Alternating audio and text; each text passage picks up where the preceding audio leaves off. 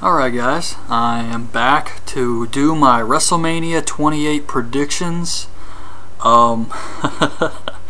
Just going down the card. I'm going to start with Kelly Kelly and Maria Menounos versus Eve and Beth Phoenix.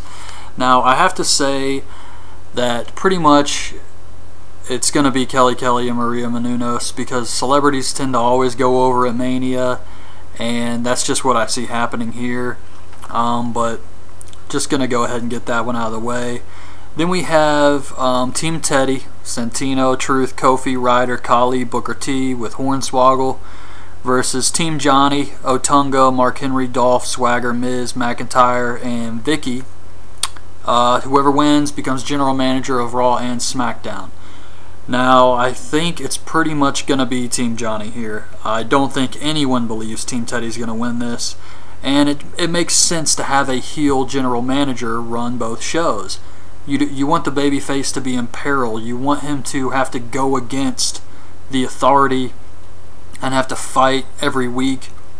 You don't want him to have things handed to him. So John Laurinaitis right now has a ton of heat. It'd be a waste to have him lose it all here.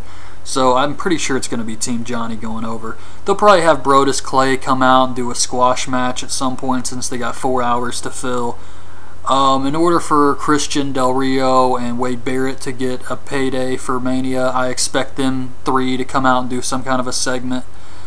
I know Barrett's hurt, but I'm sure he could be there. And then the guys come out and do some kind of like short promo segment. Then we have Randy Orton versus Kane. I really don't care for this at all.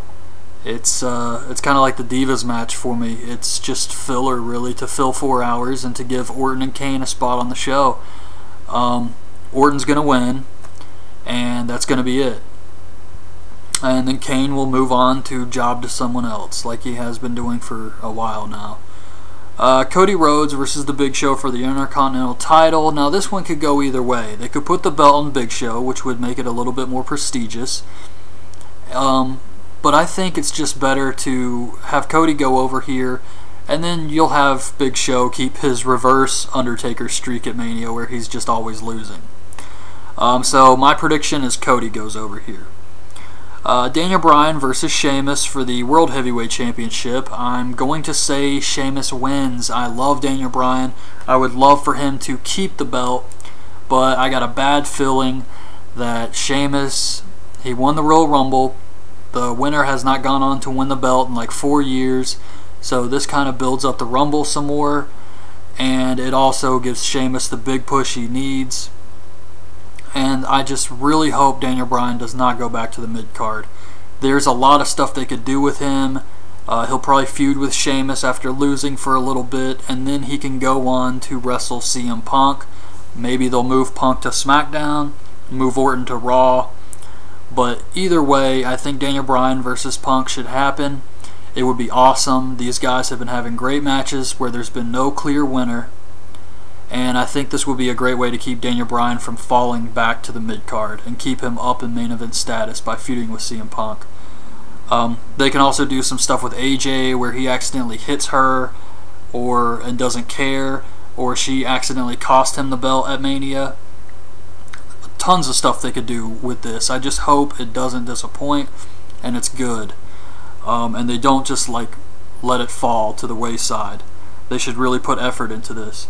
CM Punk versus Jericho for the WWE Championship.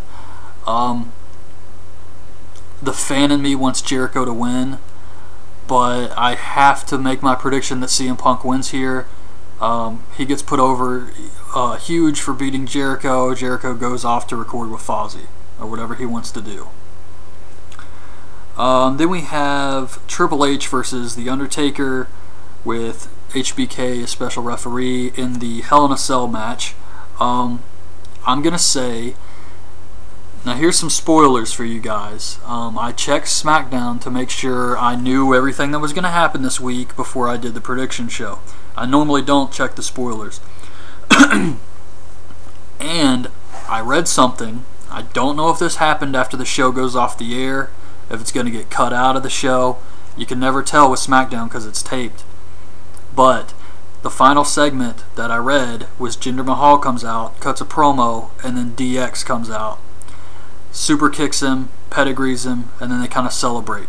Now it could just be these guys doing something after the show for the fans that were there live, but if it's an angle they play on TV, this could be bad for The Undertaker at WrestleMania.